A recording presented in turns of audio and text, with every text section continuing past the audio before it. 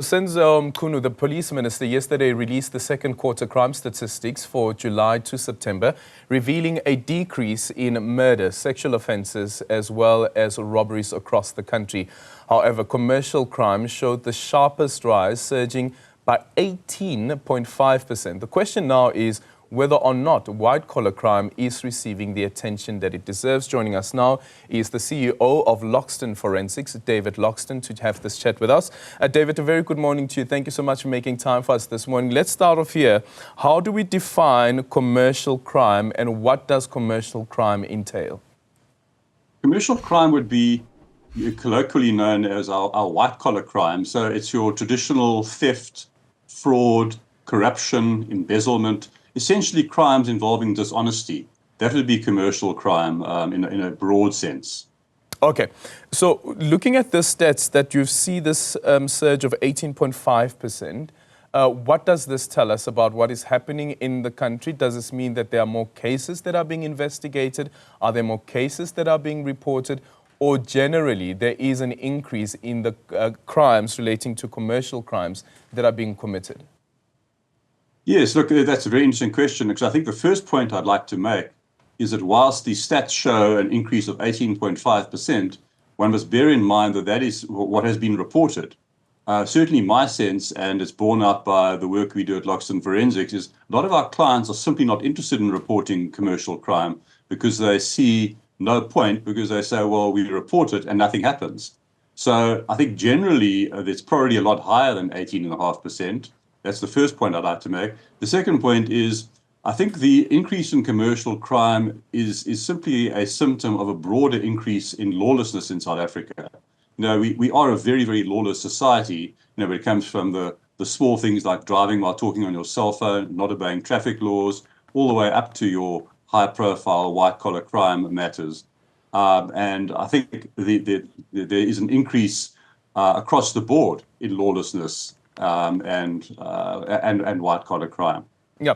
Is there a possibility at all that part of the underreporting is also because of the reputational damage that some of these companies could suffer if they were to say that we want to open a case, the matter is going to be ventilated in court, and therefore it means that all of our issues will be out there for the public?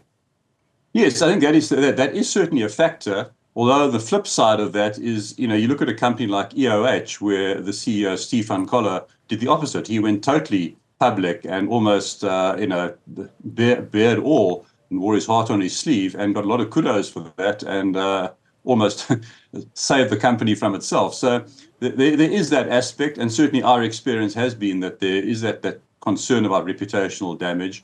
But my sense is that the reputational damage is a factor, but it's really the despair and the sense that simply nothing will happen, and what a waste of time and resources to gather the evidence, present it to the police, and then it goes nowhere. That is the overriding factor at the moment. That is the overriding fact, which again brings about the question that was raised during a sitting in Parliament last week, Scopa, with the Hawks as well as the NPA, and that is having skilled investigators, forensic investigators, who sometimes, unfortunately, because the state can't pay them market-related salaries, are then poached by the private sector.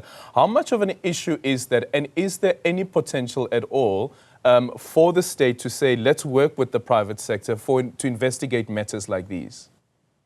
Yes, I think that is a very good point. You know, I think governments around the world under-resource facilities that don't suit their purpose. And in South Africa, we've seen for years now an under-resources of or under-investment in resources which don't suit the ruling party. So you have the NPA and the police services not getting the funding they should. You don't get market-related salaries. So that is a very, very valid concern and a valid point. We are seeing signs of collaboration with the private sector. You know, you've got very, very skilled counsel being seconded to high-profile cases like the Steinhoff matter. But then, you know, one sees the populist politicians lambasting that and criticizing the NPA for sourcing in the private sector. So, yes, there is certainly scope for that. And I think a lot of us in the private sector who work in this space have been advocating this for some time, that the state needs to draw on resources within the private sector Yeah. because of the underinvestment. Yeah, and speaking about this kind of matter, I think at the core of it is also the points that have been raised continuously by the NDPP around how difficult it is to prosecute the complex cases, like for instance with Steinhoff. But why is it that we are struggling with those type of matters, whereas countries like Germany, for instance, they are able to get a conviction within a year or two?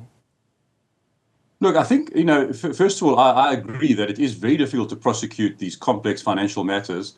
The Germans, I think a lot of people maybe have a misconception of what happened in Germany, because the Germans adopted the approach that instead of going for the complex fraud, they went for statutory offenses, which are far easier to prove. So they didn't prosecute the individuals there for fraud and corruption. They prosecuted them for facilitating the misstatement of financial statements, which is a much easier matter to prove than a fraud or corruption matter. So I think all around the world, countries do grapple with the prosecution of complex financial crimes, because it does take a lot of investigation and meticulous gathering of evidence, and it requires a lot of resources. Yeah. Another part around this particular matter is with the external auditors. Enabler of victim, Lumkile Wiseman Nkulu, who is the former board chairperson of KPMG, spoke about KPMG SA and state capture. But one of the points that he raises there is that is it really possible to have the highest level of ethics from an external auditor when an external auditor comes across wrongdoing, knowing very well that the person or the company that it has unearthed this wrongdoing from is the same company that is actually supposed to pay it? Yes, I think that is a valid point, and it's always been a tension in the audit profession, and that's why we've had countries advocating the rotation of auditors, a compulsory rotation. So there is not that closeness of relationships.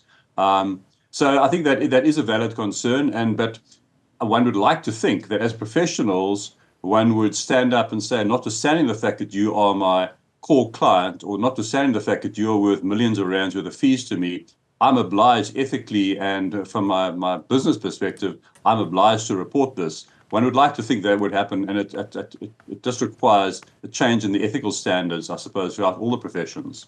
Yeah. So what do you think should be happening with regards to that? Do we need a change in legislation at all that forces that rotation that you're speaking about? No, I think, look, South Africa has got world-class legislation. It's more a case of the using the legislation in the proper way. Although I'm not an auditor, I do work very closely with forensic accountants and some of the big audit and smaller audit firms. There is the flip side, where it can take years to get institutional knowledge, which makes you a much better auditor when you actually understand your client's business. So there is that side to it. And I do understand the tension between audit rotation versus the learning the business and being able to do a proper audit. I think what one needs to see, and I think it is happening already, is the use of technology and artificial intelligence, because the whole audit model is I think, to my mind, faulty, where you have a lot of very young individuals going in, doing the donkey work in an audit, not really understanding what they're seeing, not really understanding what is actually happening. And then your senior people with the experience simply come in and do a cursory look at the work, a consideration, and then sign off without really going into it. That model needs to change. And I think that is where technology will assist greatly, where we can have the machines and the technology doing much more holistic audits than we're seeing now, as opposed to samples. Yeah, and just a final one in relation to whistleblowers and sometimes even people that are investigating cases of financial corruption. If you look at this particular matter, like for instance, the assassination attempt on SARS advocate Corette Nodia, how do we deal on the one end with, sure, we need to investigate these matters, and the point that you were raising a bit earlier on about some of your clients saying that, geez, you open a case and then the matter doesn't get dealt with as speedily as you'd like to, if the matter is being dealt with at all. And then on the other end, also protecting those that are investigating these matters. Yes, I mean, I'm glad you raised that, because it's one of my major concerns is the total impunity we've seen with regard to gunning down whistleblowers, the hostile environment whistleblowers find themselves in. And I don't think enough is being done to protect them, because as you correctly point out, we've had some high-profile murders of whistleblowers, and we haven't had a single arrest, and there's been no one, put behind bars for that. So you ask yourself the question, why would I blow the whistle when I might put my life and that of my family and friends in danger? But unfortunately, statistics show all around the world that whistleblowers are the most important cog in the wheel that's turning in the fight against corruption, because that is where the police and all of us need assistance, is people blowing the whistle. But what incentive is there if you might lose your life and there's no consequences for the perpetrators? Thank you so much for your time. David Loxton there, CEO of Loxton Forensic, on the data that came out yesterday from the crime statistics showing that there has been an upsurge when it comes to commercial crimes.